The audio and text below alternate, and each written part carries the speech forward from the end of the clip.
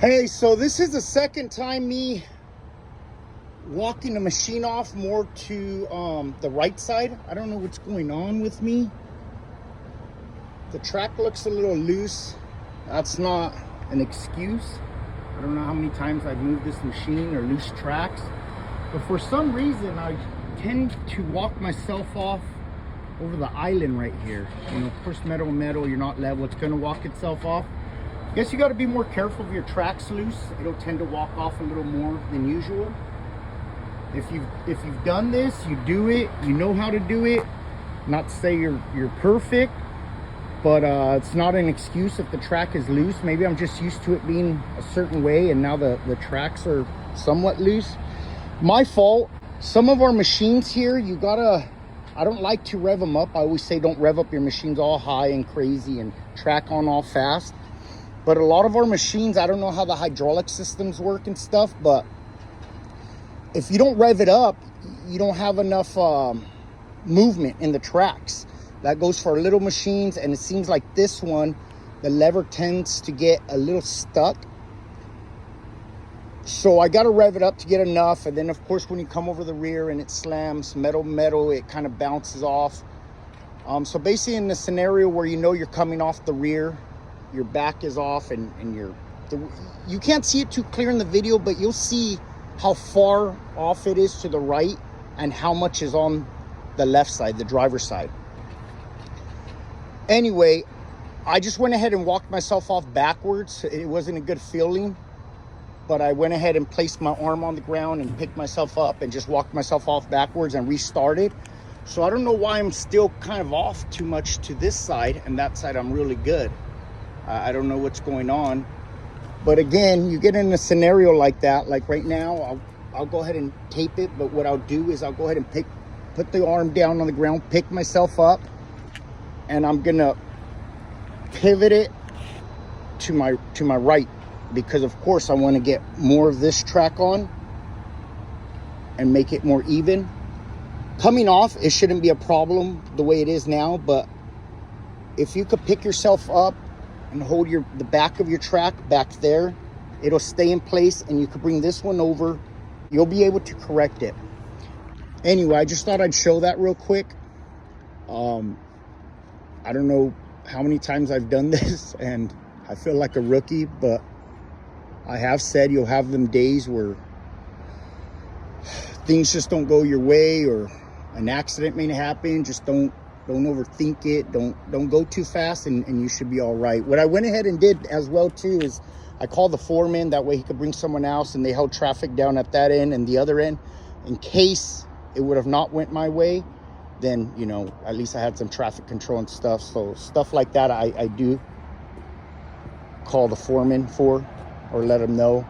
Not reporting what happened or what I did, just, you know, tell him, hey, I'm gonna need traffic control because I'm kind of coming off the side. I didn't have too much track on here when I was doing it, and I didn't feel comfortable picking myself up and overcorrecting it to shoot that way. I thought my best bet would be to walk myself backwards, and that's what I did, and it worked out, but it wasn't a good feeling. But I'm going to show you guys how to, if you guys could, how to correct yourself or whatever. Just don't panic in situations like that if you're new, and know your machines if you got loose tracks or tight tracks. But if you do this, you do it. It's no excuse, whether it's the levers, the hydraulic system, loose tracks. Take your time, do it right, and be ready for any situation that comes your way. Let's go ahead and get this offloaded. Right now, we're gonna go ahead and fire it up. I'll jump in the machine, fire it up, go ahead and pick myself up. You ain't gonna be able to see the arm, but wherever you can place the arm without damaging your trailer. Avoid from using your trailer, but like I say, the type of work I do, it's not hard, but it's just, I avoid going onto the street and picking myself up because there's a lot of traffic where we're at. It's all residential, cars don't stop. Anyway, place your arm down, pick yourself up, and go ahead and pivot yourself. And that's what we're gonna do right now. I'm gonna show you guys if you're ever in a jam.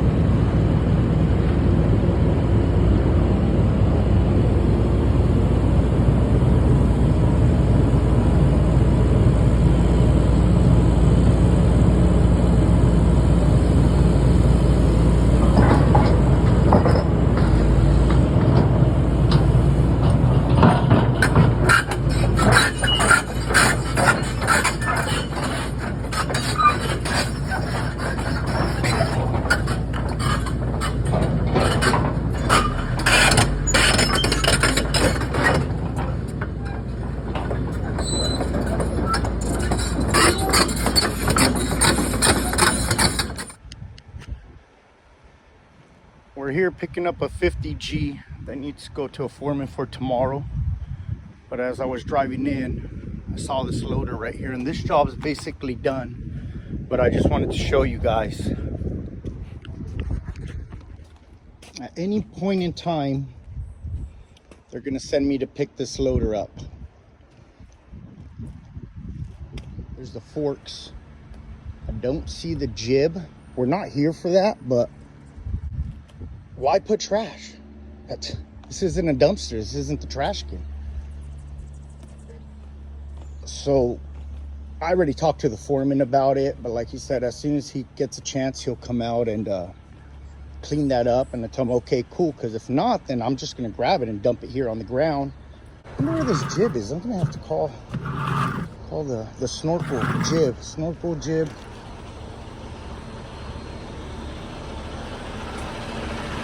I'm gonna have to call him, I guess, again later.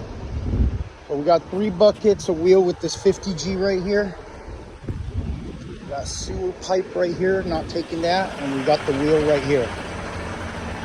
So I always try to get as close as I could. That way, I could put the buckets on and all that. I'll get it chained down, then I'll just pull up a couple feet, grab that wheel real quick.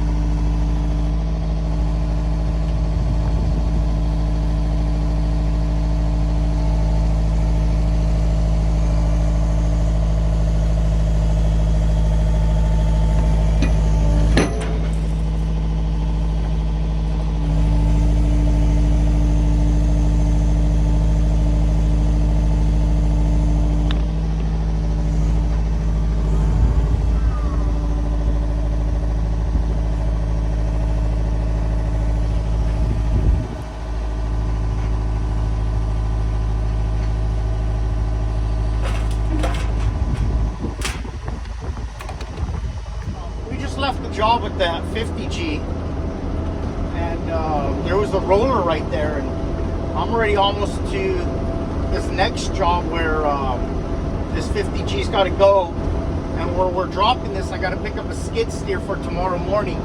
So I'm gonna go ahead and preload that and go home. Anyway, I just talked to the foreman, and he was telling me where exactly to drop it tomorrow morning. And then he says, "Hey, you bringing a roller too?" I'm like, "No, they didn't say anything about a roller. You need one?" He's like, "Yeah, I need one." So I text my boss. I'm like, "Hey, where can we get a roller from? He needs one." He's like, "Oh, get one from the job where you picked up the 50G." And I'm like, "Dude, I left that job like 30 minutes ago. You want me to go back for a roller?" If I go back, it ain't gonna be today. It's gonna be tomorrow. It's like, why? Just go back, right? But it's just everyday stuff. You get tired of driving. I know that's my job. That's the career I chose. But it's just everyday stuff around here when that happens. It's crazy to me. So I don't understand. It don't matter who dropped the ball, however it went. But I'm not going back today. So if they need it, I'll go back tomorrow morning. But it's crazy because the roller was just sitting there. And if they would have told me, I would have set it up perfect to where I would have put the roller on the neck and 2 buckets beside it. And then the 50G behind it, unloaded that, then reloaded my skid steer, bucket breaker next to the roller, and left the sweeper on the skid steer and got it to the job. But now basically I'll figure out who's not using a roller. I think this guy's gonna use it for about a day. So if I could just call around and figure out where I can get a roller, who's really not using theirs, and borrow it for a day and get it back to him. But it's unnecessary time, maintenance, wear and tear on the truck. You don't want to be doing that stuff, especially when it's every day. I always say I understand it happens last minute, but this isn't last minute stuff. This is just people not ordering their stuff, or people not giving the order correctly to me, or I don't know how it goes. But anyway, like I said, I'm not going back for that roller today. If it has to be that one, we'll go get it tomorrow.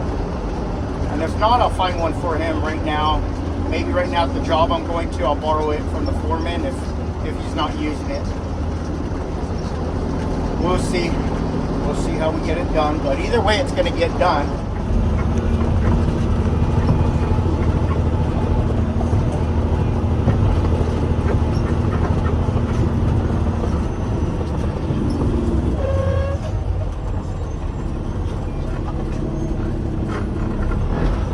So I just talked to the foreman again about the roller. He's going to need it tomorrow towards the end of the day, about noonish.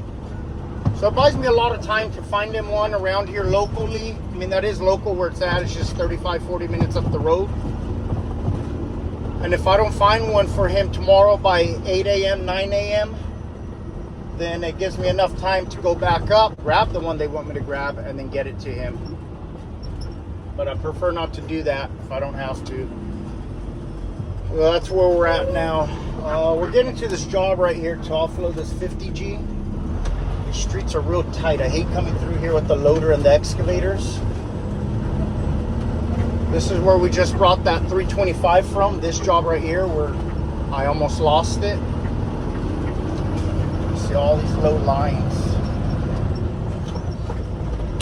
And this right now is probably one of the worst areas we're in because these streets are really tight. And then the cars here park on every corner. It don't matter where, but they find curb to get up on. There's my breaker right there too. I need that skid steer that they're using somewhere up here. I'm gonna have to wait a little bit, offload this 50G, wait probably about 40 minutes for it. And once they give it to me, well, I'm gonna have to come back down here and grab the breaker.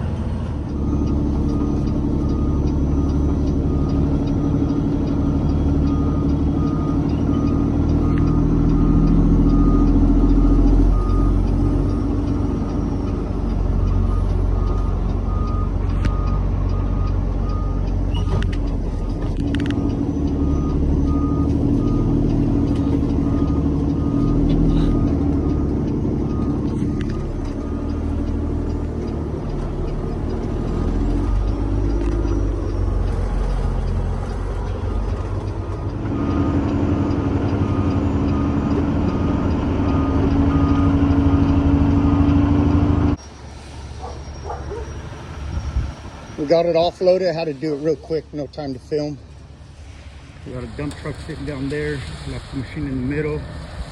I was blocking this mixer guy. I think he's doing his washout, so he should be out right now in like minutes. That's what we need right there, that thing right there, that's good stuff.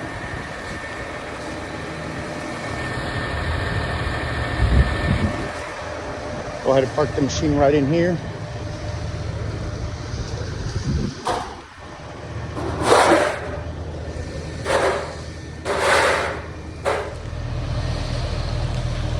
We got that mixer dude headed out.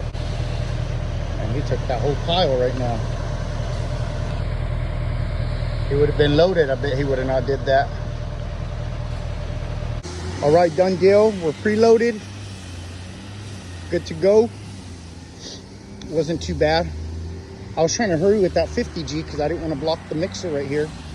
And as soon as I backed up, he pulled out and made the left. ¿Ya se van? Ya me voy. Gracias. Buen día. Got it all chained down. Oh, and I just got a call from the foreman. That one foreman that runs on another foreman that runs around with the pintle hitch trailer, he's going to go ahead and take the roller down tomorrow. So I tell him, well, whatever works. If I don't find one, I'll go grab it. But if he has the time and wants to take it to you, then go for it. So that's what we're going to do. Tell him anything changes, let me know.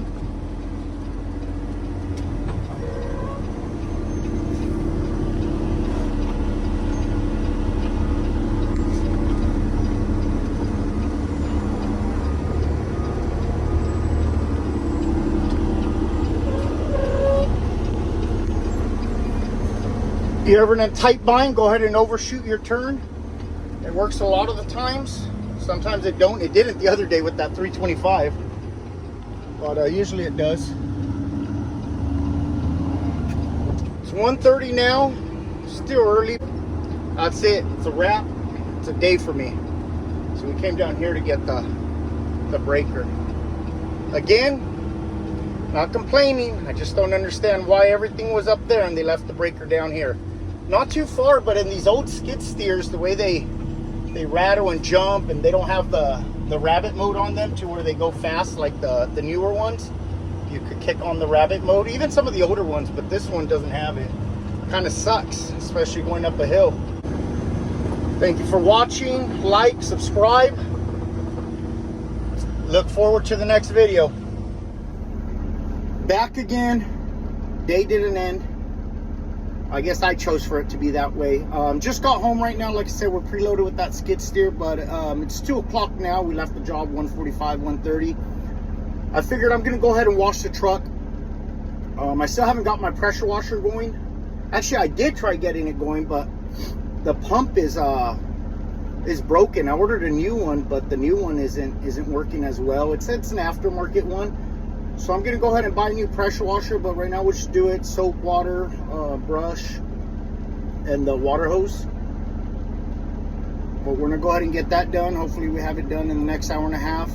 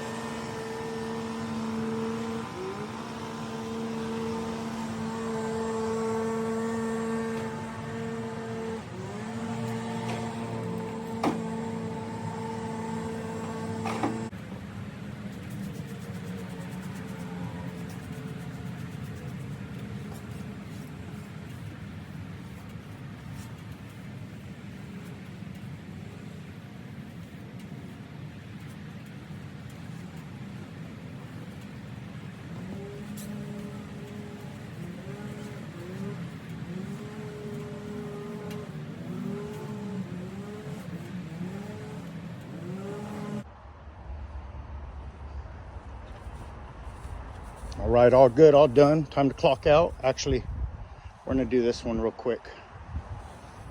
Nah, no, we're not. Actually, I do got something for it though.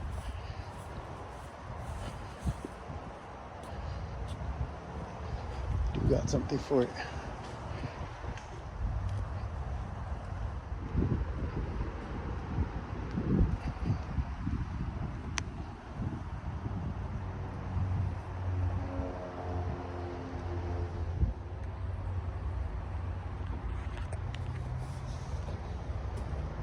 All right, here we go. This is what we got for it.